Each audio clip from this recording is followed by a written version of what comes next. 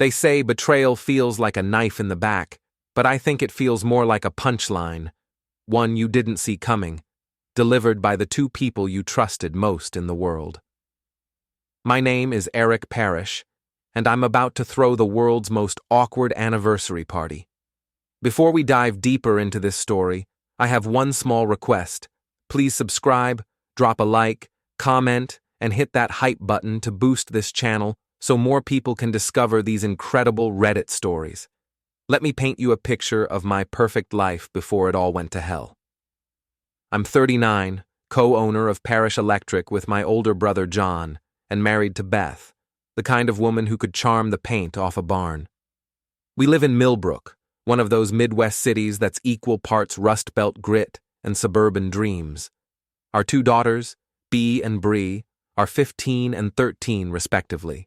Both inherited their mother's ability to make me feel like a supporting actor in my own life. The irony is thick enough to cut with a wire stripper. Here I am, an electrician who specializes in making connections, and I completely missed the sparks flying between my wife and my brother. It started with little things. Beth's phone habits changed. She'd take calls in the other room, always claiming it was just Claire or the school. Her absences became more frequent, explained away with yoga classes, book clubs, and mysterious errands that somehow took 3 hours. The coldness crept in slowly, like a draft under a poorly sealed door. "Eric, can you pick up the girls tonight?" Beth asked one Tuesday morning, not looking up from her phone. "I have that thing with Claire." "What thing?" I asked, buttering my toast with perhaps more force than necessary. "Just girl stuff. You wouldn't understand." Right. Because apparently, after 17 years of marriage, I'd suddenly lost the ability to comprehend female friendship. At Parish Electric, things weren't much better. Jon, my golden boy older brother, had always been the charmer while I was the worker bee. But lately, he'd been making odd financial moves, suggesting we restructure the company, pushing for changes that would give him more control. Our assistants, Mary and Joanne, had been giving me those looks. You know the ones, where people know something you don't, and they're not sure whether to pity you or warn you. "Eric," Mary cornered me by the coffee machine one morning, her voice hushed. "Can I ask you something?" "Shoot." "Is everything okay at home? I mean, with Beth?" The question hit me like a live wire. "Why would you ask that?" Mary glanced around nervously. "It's just, well, Jon's been taking a lot of personal calls lately, and yesterday I heard him on the phone saying something about after the party and making it official." My stomach dropped, but I kept my voice steady. "I'm sure it's nothing." But it wasn't nothing. That afternoon, I did something I'd never done before. I followed my wife. She said she was going to yoga, but instead of turning toward the studio, she drove to the Riverside Hotel. I parked across the street and watched her walk into the lobby like she owned the place. 20 minutes later, Jon's silver Mustang pulled up. I sat in my van for an hour, watching the windows of the hotel, feeling like the world's biggest fool. When they finally emerged, Beth's hair was different, messier, like she'd been running her hands through it. Jon had that satisfied smirk he got after closing a big deal. They didn't kiss goodbye. They were too smart for that in public. But the way Beth touched his arm, the way Jon looked at her, it was like watching a movie of my life with different actors. That night, Beth came home humming. Actually humming. "How was yoga?" I asked. "Oh, you know Claire," she laughed. "Always has some drama to work through." We ended up just talking for hours. The lie rolled off her tongue so easily, I almost admired the craftsmanship. The next few weeks were a master class in detective work. I started paying attention, really paying attention. I noticed how Beth's eyes lit up when Jon called, how she always seemed to know details about his day that he hadn't shared with me. I noticed how Jon started showing up at family dinners more often, how he'd find excuses to touch Beth's shoulder or compliment her cooking. The breakthrough came from an unexpected source. Our mother Ruth Parish. At 65, she was sharper than a tack and twice as dangerous when provoked. "Eric," she called me one evening, "we need to talk." I drove to her house, a tidy ranch on the good side of town that she'd kept immaculate since Dad died 5 years ago.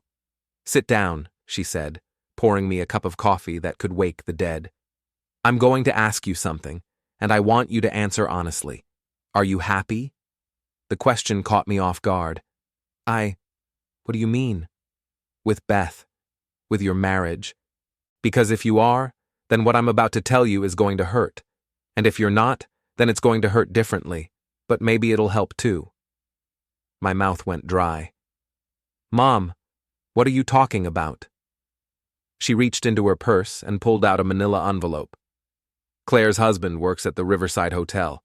He's been taking pictures." Inside the envelope were 10 photographs. Beth and Jon entering the hotel together. Beth and Jon having lunch at a restaurant across town. Beth and Jon in Jon's car, her hand on his thigh.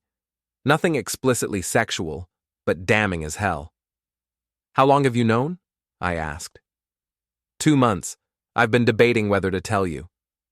I stared at the photos, feeling something cold and calculating settle in my chest.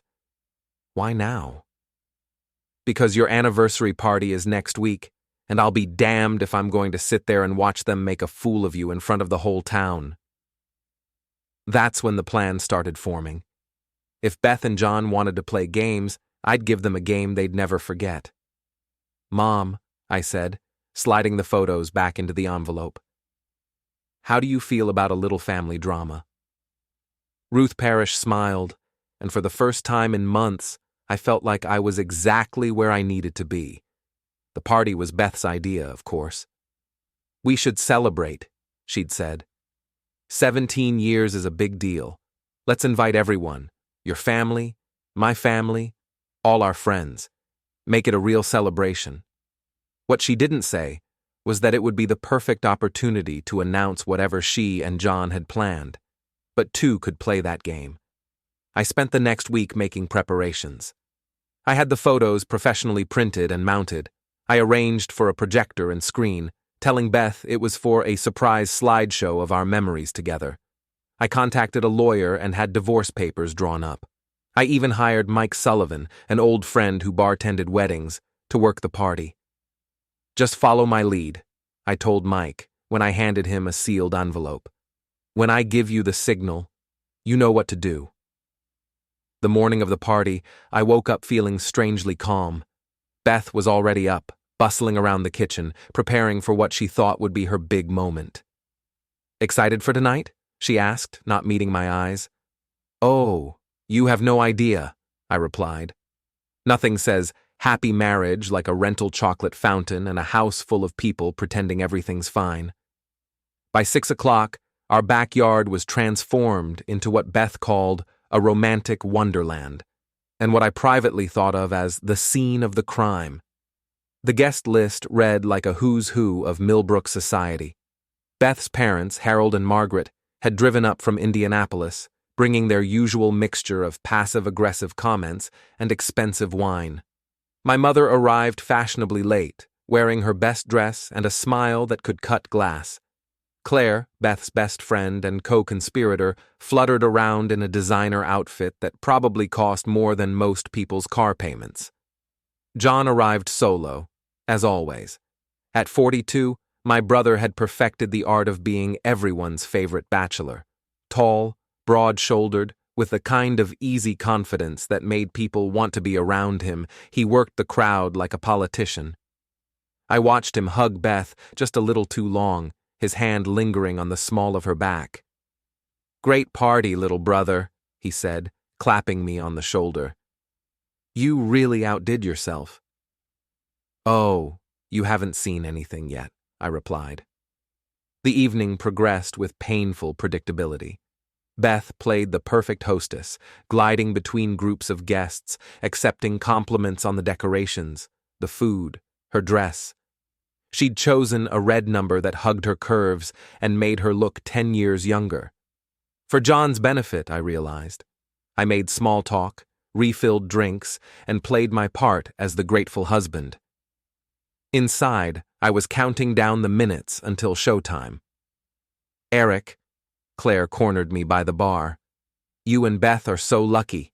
17 years, and you still look at each other like newlyweds."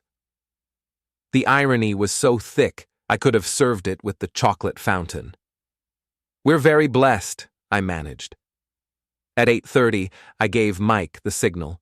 He tapped his knife against a wine glass, calling for attention. "Ladies and gentlemen," I announced, raising my glass, "thank you all for being here tonight to celebrate Beth and me. 17 years ago, I married the woman of my dreams, and tonight, I want to share something special with all of you." Beth beamed, probably thinking this was her cue for whatever announcement she and Jon had planned. "I've prepared a little slideshow," I continued, "highlighting some of the most important moments in our relationship. Mike, could you dim the lights?" The projector hummed to life, casting a bright rectangle on the white sheet I'd hung between two trees. Beth's smile faltered slightly. This wasn't part of her plan. The first photo appeared. Beth and Jon entering the Riverside Hotel, timestamp clearly visible in the corner. The crowd's murmur died instantly.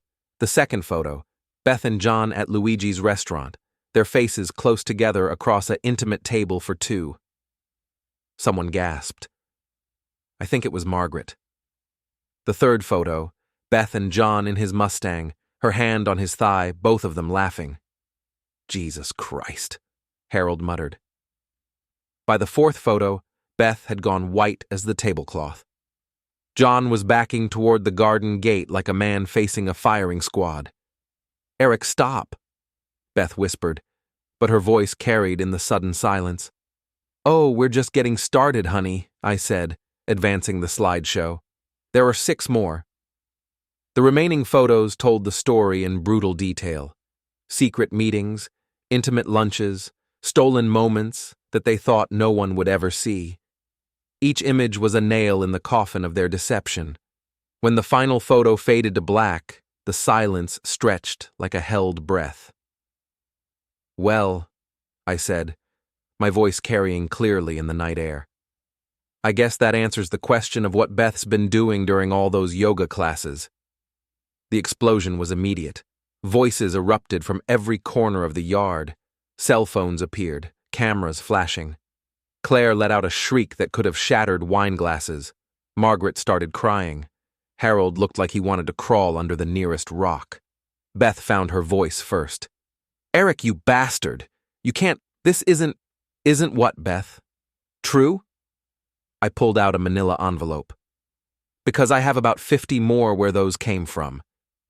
Jon, to his credit, tried to take control. "Everyone calm down. This is all a misunderstanding." "The only misunderstanding," I interrupted, "was me thinking I could trust my wife and my brother." I reached into my jacket pocket and pulled out a legal document. "Beth, consider this your anniversary gift." Her hands shook as she unfolded the divorce papers. "You can't be serious." "Dead serious.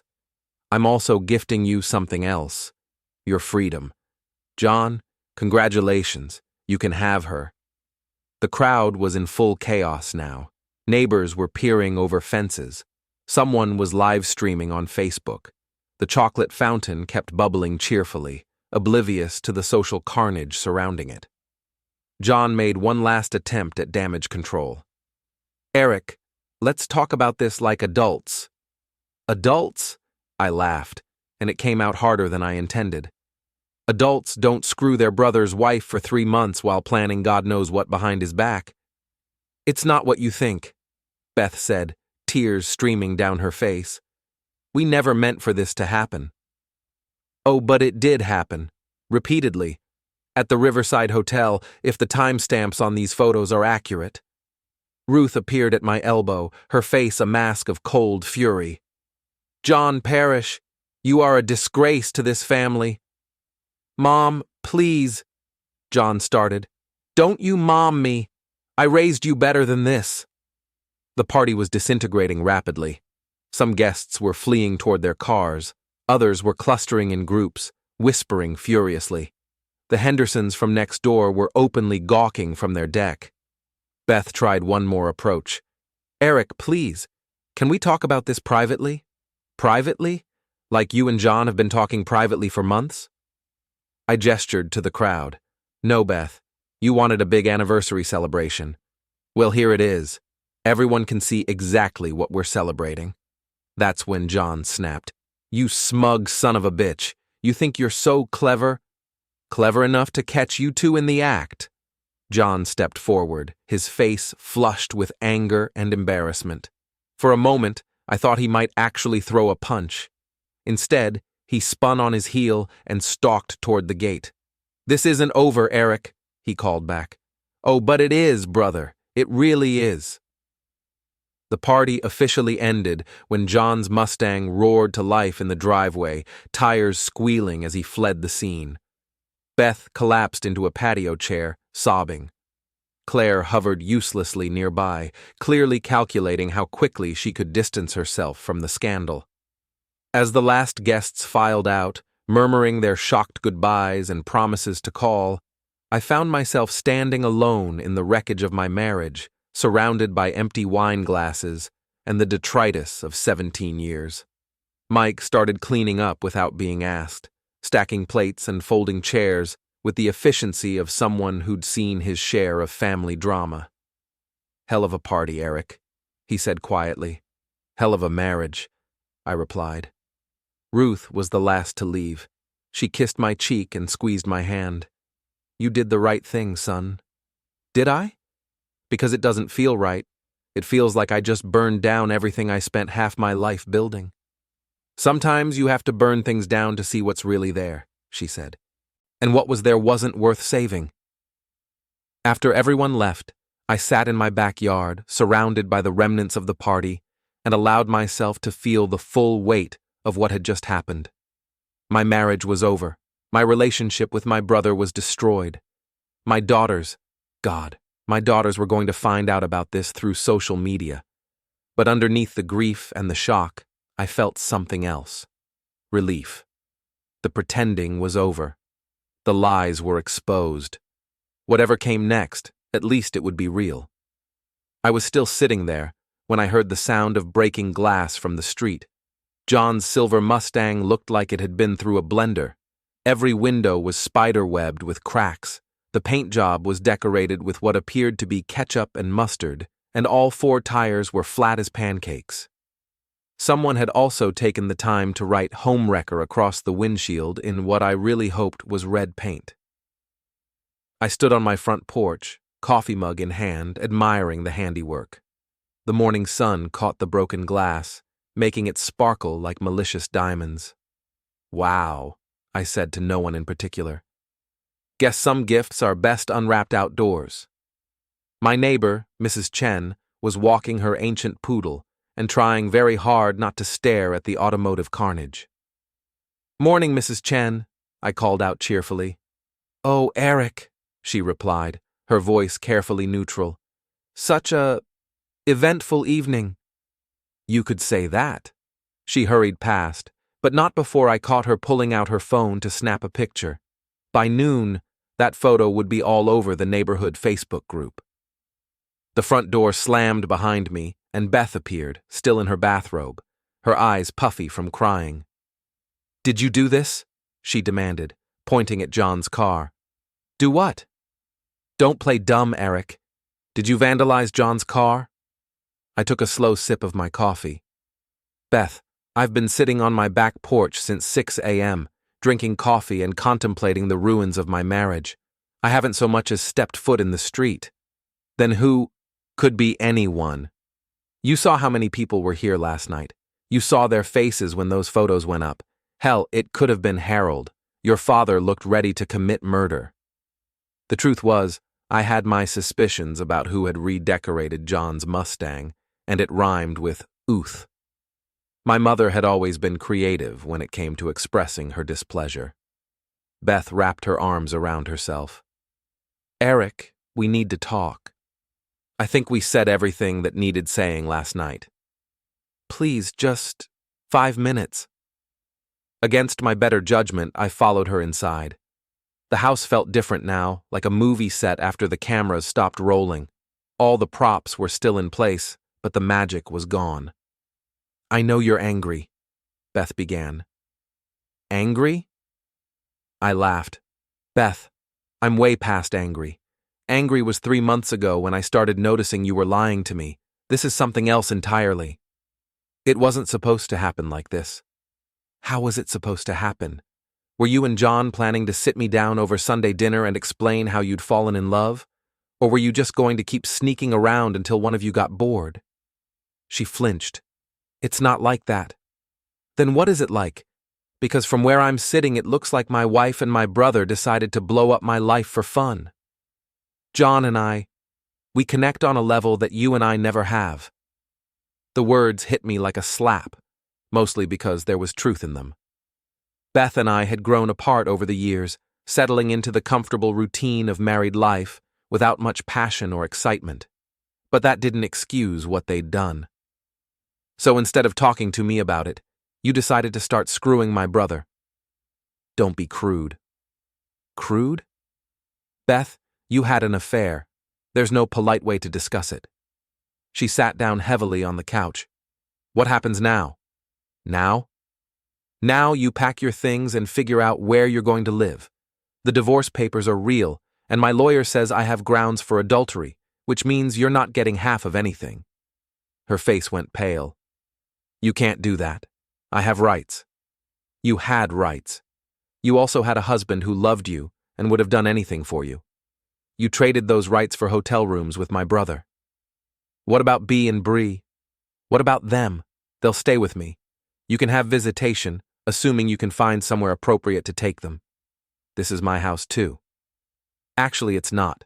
The house is in my name, bought with money from the business that you're not entitled to. Check the paperwork." I'd been thorough in my preparations.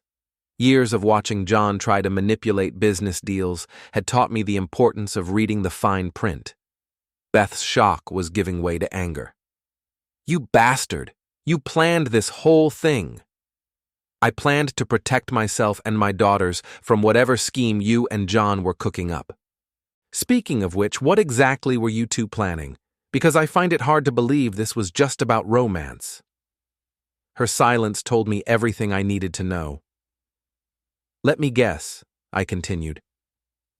"Jon had some brilliant plan to restructure the business, maybe push me out entirely, and you were going to be right there to support him, the grieving widow of my professional death." It wasn't like that. But it was something like that. Before she could answer, my phone rang. Mary from the office. "Eric, you need to get down here right now," she said without preamble. "What's wrong?" "Jon's here, and he's making a scene." I grabbed my keys.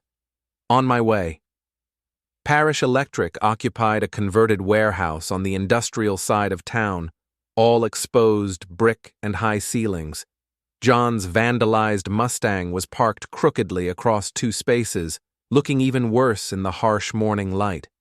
Inside, I could hear raised voices coming from the main office. Jon was standing behind his desk, red-faced and gesticulating wildly at Mary and Joanne, who looked like they wanted to be anywhere else on earth.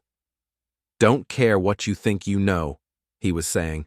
"This is still my company, and you still work for me." "Actually," I said, stepping into the office, "that's where you're wrong." Jon spun around, his face a mask of fury. "You son of a bitch." "Good morning to you too, brother. Ladies, could you give us a moment?" Mary and Joanne fled like their hair was on fire. "You think you're so smart," Jon snarled, "humiliating me in front of the whole town." "I didn't humiliate you, Jon. You humiliated yourself. I just provided the documentation. This isn't over." "Actually, it is. I've called a board meeting for this afternoon. Mom's already agreed to attend." Jon's face went white. Our mother owned 30% of Parish Electric, I owned 35%, and Jon owned the remaining 35%. But Mom always voted with me, which gave me effective control. "You can't do this." "I can and I am. You violated your fiduciary duty to the company by engaging in personal conduct that damages our reputation. The morality clause in our partnership agreement is very clear about this sort of thing. What morality clause? I pulled out a folder and handed him a highlighted document. The one you signed 5 years ago when we restructured after Dad died. Page 12, Section 4, subsection C. Any partner who engages in conduct detrimental to the reputation or operation of the company may be subject to removal by majority vote of the board. Jon scanned the document, his face growing paler by the second. This is bullshit. This is business. And frankly, after last night's performance, I don't think we can trust you to make decisions that are in the company's best interest. You're doing this because of Beth. I'm doing this because you've shown spectacularly poor judgment. The Beth thing is just the most obvious example. The board meeting that afternoon was a massacre. Mom arrived in her best suit, looking like a judge about to deliver a death sentence. Jon tried to defend himself, but the evidence was overwhelming. Beyond the affair, Mary and Joanne had been documenting his increasingly erratic behavior for months. Missed meetings, questionable expense reports, and a pattern of inappropriate comments to female clients. I vote to remove Jon Parish from his position as co-president and reduce his ownership stake to 15%, I announced.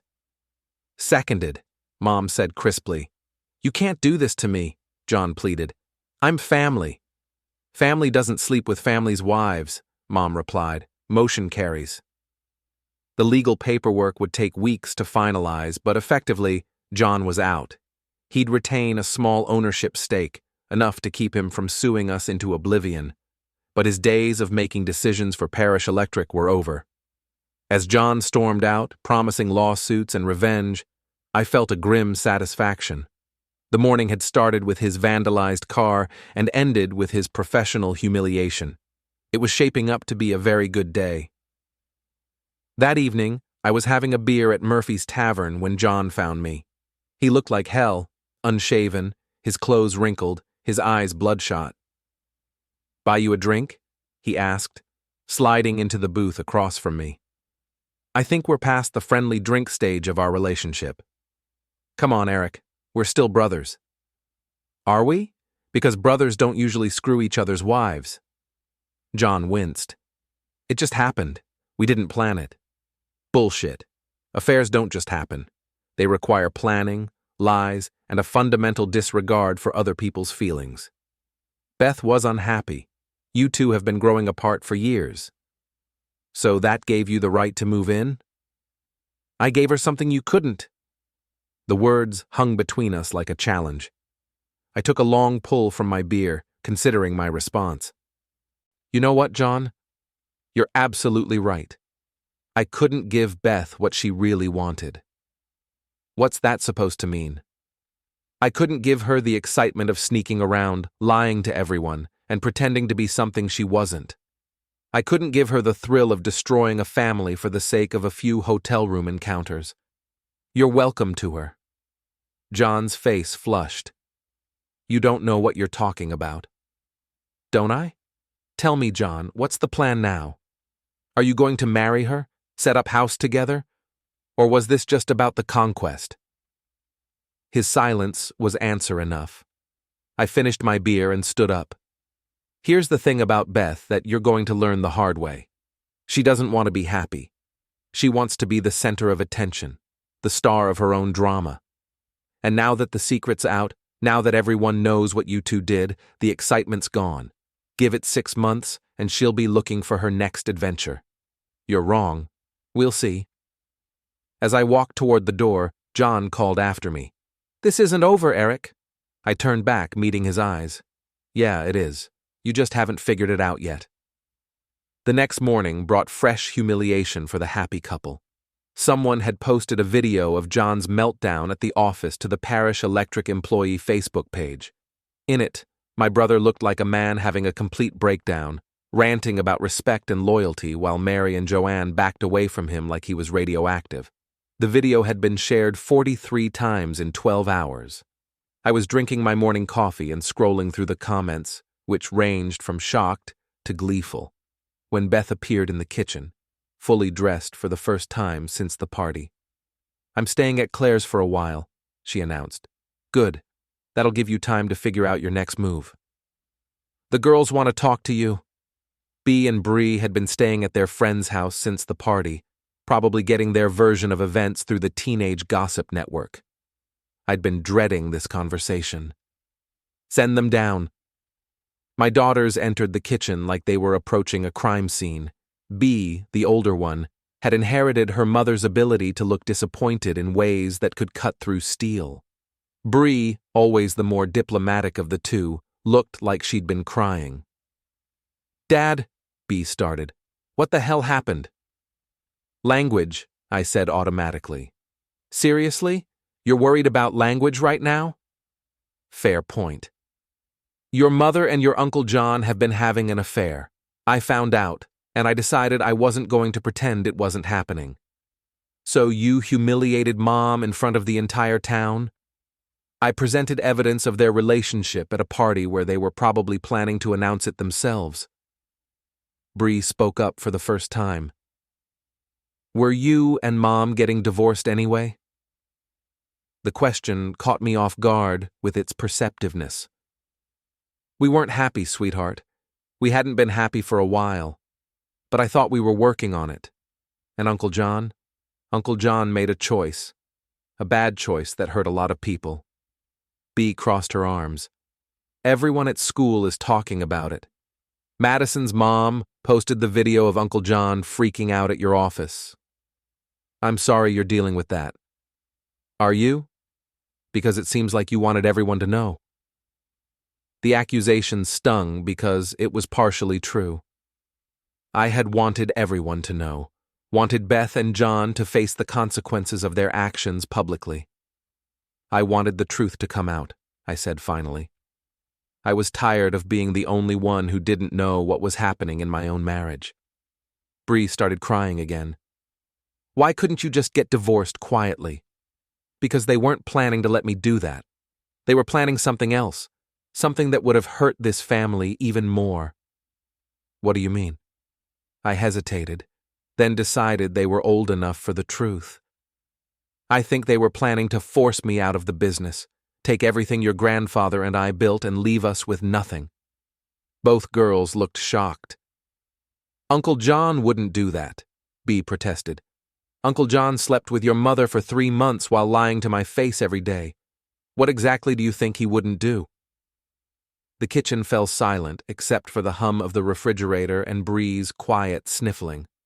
"So what happens now?" Bea asked. "Now your mother and I get divorced. You'll live here with me, but you can see her whenever you want. Uncle John is no longer part of this family or the business. And we all figure out how to move forward." "What if we want to live with Mom?" The question hit me like a physical blow, but I kept my voice steady. "Then we'll discuss it. But your mother doesn't have a place to live right now, and she doesn't have a job. I'm not sure she can provide the stability you need." After the girls left, I sat in my kitchen feeling like the world's worst father. I'd destroyed their family, shattered their sense of security, and turned their lives into a public spectacle. The fact that Beth and Jon had started the process didn't make me feel any better about finishing it. My phone buzzed with a text from Mary. "John's here again. He's demanding to clean out his office." I drove to Parish Electric to find Jon loading boxes into his vandalized Mustang, while a small crowd of employees watched from the windows. He looked up when I pulled into the parking lot. "Come to gloat?" he asked. "Come to make sure you're not taking anything that doesn't belong to you?" "Everything in that office belongs to me." "The personal stuff, sure. The client files, the financial records, the company equipment, that stays." Jon hefted a box that looked suspiciously heavy. "This is all personal."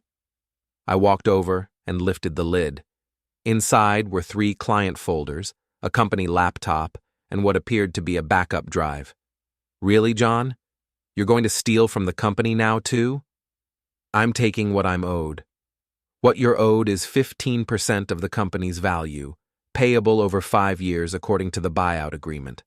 What you're not owed is confidential client information and company property.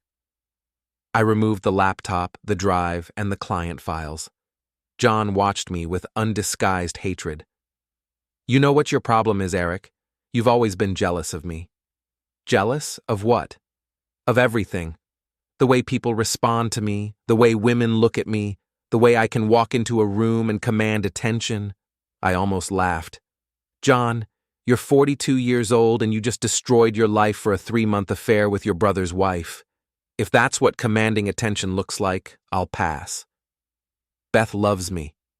Beth loves the idea of you, the excitement, the forbidden romance, the drama. But love? Real love requires sacrifice, commitment, putting someone else's needs before your own. When's the last time you did that for anyone? Jon slammed the box into his trunk. You don't know what you're talking about. We'll see. Give it 6 months, and Beth will be looking for someone new to rescue her from the boring reality of being with you. That afternoon, I got a call from my lawyer. Eric, we have a problem. Beth's retained counsel, and they're demanding a 50-50 split of all marital assets. On what grounds? They're claiming the adultery evidence was obtained illegally. I felt my stomach drop. How so? They're saying you hired a private investigator to stalk and harass their client. I didn't hire anyone. The photos came from a hotel employee who recognized them. Can you prove that? My mother can testify about how she got the photos. That might not be enough. They're also claiming emotional distress and asking for alimony. Alimony? She cheated on me. Indiana is a no-fault divorce state. The adultery helps with asset division, but it doesn't automatically disqualify her from support. I hung up feeling like I'd won the battle, but was about to lose the war. Beth was smarter than I'd given her credit for, and she was fighting back. That evening, I was reviewing financial documents when I discovered something interesting. 3 months ago, right around the time the affair started, Jon had opened a new business account and transferred $50,000 from Parish Electric's operating fund. The transfer was technically legal since he was an authorized signatory, but it violated our partnership agreement about major expenditures. I called my lawyer back. I found something. The next morning, I was at Murphy's Tavern having breakfast when Claire walked in. Beth's best friend looked like she hadn't slept in days. Eric, she said, sliding into the booth across from me uninvited. We need to talk. Do we? Beth is my friend, but what you showed at that party, those photos, I had no idea it had gone that far. How far did you think it had gone? Claire fidgeted with her coffee cup. I knew she was attracted to Jon. I knew they'd been spending time together, but I thought it was just flirting. Harmless. Harmless. I feel terrible. I should have told her to stop, should have warned you. Why didn't you? Because... She trailed off, looking miserable. Because Beth was happy. Happier than I'd seen her in years. And you two seemed so distant, so disconnected. I thought maybe, if she got it out of her system, she'd come back to me? Something like that. I finished my eggs, considering. Claire had information I needed, and she was feeling guilty enough to share it. What else do you know, Claire? What do you mean? I mean, what else were Beth and Jon planning? Because this wasn't just about sex. There was something bigger. Claire's face went pale. I can't. Beth would kill me. Beth's already killed our marriage and Jon's relationship with this family. How much more damage can she do? After a long moment, Claire spoke in a whisper.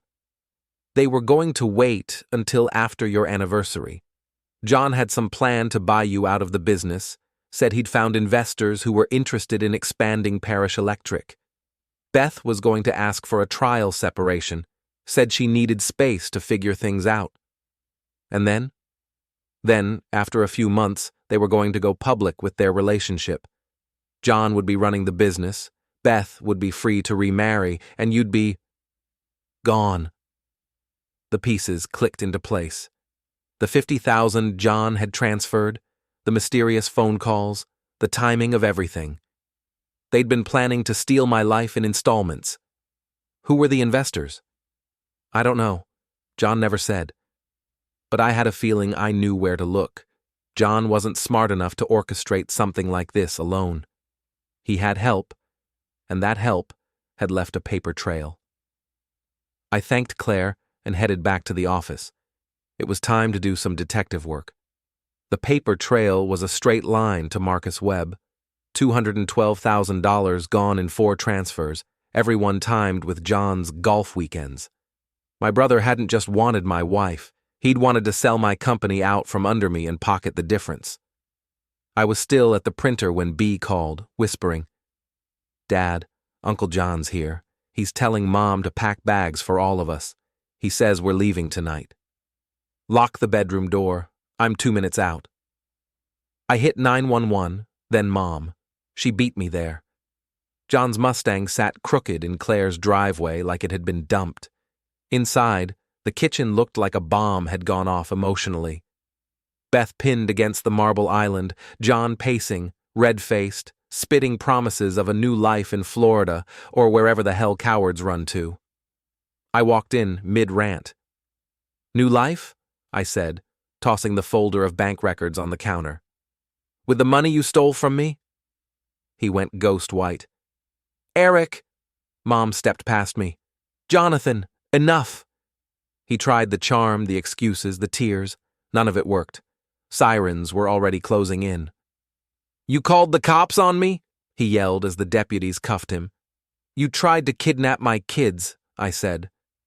"I just made it easy for them to find you." Beth slid down the cabinet to the floor, mascara rivers on her cheeks. "What am I supposed to do now?" I looked at her for a long second. Whatever people do when they burn their own house down, start sweeping ashes. The girls came downstairs after the cruiser left. Bea hugged me so hard I felt her heartbeat. Bree just stared at the empty driveway like she was waiting for the taillights to come back and say it was all a prank. That night, we ate pizza on the living room floor because no one wanted to sit at the dining table where the fight had started weeks ago. Bea wiped sauce off her chin. "Are you going to forgive Mom?" I thought about it. I'm going to forgive myself for trusting the wrong people. The rest can wait. Bree leaned against me. "Is Uncle Jon really going to jail?" "Looks like it." "Good," she said, and took another slice. My phone lit up. "Mary, Marcus Webb just called asking if Parish Electric is finally ready to sell at a realistic price. I told him the only thing for sale is the Mustang we're about to repo." I laughed out loud. First real laugh in months. Bea raised an eyebrow. "What?" "Work stuff," I said. "We're keeping the lights on." Outside, the rain had stopped. The air smelled clean, like the town had hit reset. Jon could have the handcuffs and the holding cell and whatever story he told himself at night. I had my girls, my company, and a stack of evidence thick enough to put him away for years. Turns out, the family business wasn't for sale after all. Some thieves you catch quietly, others you catch in front lawn, lights and sirens, neighbors filming on their phones so the whole damn town finally sees who the real Parish is. The storm hit Millbrook like the end of the world. Wind screaming, lightning stitching the sky, streets turned to brown rapids in minutes. I was on the couch with Bea and Bree, watching downtown disappear underwater on the news, when Mary on speaker confirming what the alarm company had already told me. "Jon's inside the warehouse. He smashed the gate. Police say an hour, maybe 2. I was already pulling on boots. "Lock the doors, nobody in or out." "Daddy, it's a hurricane out there," Bea said. "It's just rain," I lied. "I'll be back before you finish the popcorn." The drive took 45 minutes and felt like 4 hours. Trees down, power out, my truck hydroplaning through intersections that looked like lakes. Jon's Mustang sat nose first against the loading dock like he'd crashed it there on purpose, windows already shattered by hail or rage. Inside smelled like gasoline and burnt copper. Emergency lights strobed red across the wreckage. He'd gone full Viking, Wire reels kicked over, conduit racks toppled, the big rigid threader on its side like a dead horse. Sparks popped from a panel he'd taken a fire axe to. I found him in the transformer bay, swinging a crowbar at a $48,000 dry type like it had personally insulted him. "Jon, put it down." He spun, soaked, eyes bloodshot, grinning like a skull. "Took you long enough, little brother. You're torching your own legacy, you realize that." "My legacy?" He laughed until he coughed. "You stole it the minute you locked me out of the accounts." "You stole it first." He splashed gasoline across a pallet of breakers. The fumes made my eyes water. "Insurance payout'll be clean," he said. "You'll finally get your money without me in the way. People live across the street, you idiot. Then they should have picked a better neighborhood." Lightning hit something close. The whole building shook. In the white flash, I saw Beth in the doorway behind him, raincoat dripping, face pale as paper. "Jon, stop." Her voice cracked. "Claire called me, said you were coming here to burn it all." He turned. For 1 second, the old charm flickered. "Come to watch the finale, babe? I came to take you home." "Home?" He gestured at the gasoline cans. "This is the only home I've got left." She took a step inside. "We can leave tonight. Whatever's in your wallet, we'll make it work." He stared at her like she'd offered him a winning lottery ticket printed on toilet paper. Then he looked at the crowbar in his hand and started to laugh, crying. "You still don't get it. There's no we anymore. You just like the thrill of screwing over St. Eric." Beth's mouth opened, closed. Nothing came out. That's when Mom walked in. No umbrella, no flashlight, just Ruth Parish in her yellow rain slicker and the same calm she used to walk into our childhood fistfights. "Jonathan Michael." The crowbar hit the concrete with a clang you could hear over the storm. "Mom." "You will stand there and listen." She walked straight through the gasoline puddles like the floor wasn't flammable. "Your father built this place with his own hands. I buried him in the suit he wore the day we opened. And you're going to burn it because your feelings got hurt?" Jon folded like a cheap lawn chair. Mom took his face the way she did when we were 8 and 10 and fighting over the last popsicle. "I love you," she said, "but you are done here." Sirens finally wailed in the distance. Jon didn't fight when the deputies cuffed him. He looked smaller than I'd ever seen him. Walking past me, he stopped. "You win, Eric." "No," I said. Nobody won. 6 months later, he took a plea. 3 years, out in 20 with good behavior. Beth lasted exactly 6 weeks in Indianapolis before the lawyer found her in his partner's bed. Pattern recognized. Parish Electric made more money in the next year than the previous 5 combined. I paid Mom back every dime she'd loaned us to rebuild, bought the girls new phones with actual screens that weren't cracked, and turned Jon's old office into a break room with the espresso machine everybody pretended wasn't a flex. Jon sent a postcard from Phoenix last Christmas. Picture of red rocks, no return address, 3 words on the back. "Still sorry. I keep it in the top drawer with the paid-off mortgage papers. Some nights, when the sky threatens thunder, I drive past the warehouse just to see the lights on and the parking lot full. The building still smells faintly of smoke if you know where to sniff, but mostly it smells like ozone and fresh copper and second chances nobody had to beg for. Turns out the storm didn't end us. It just washed the rot out into the open where the sun could burn it off.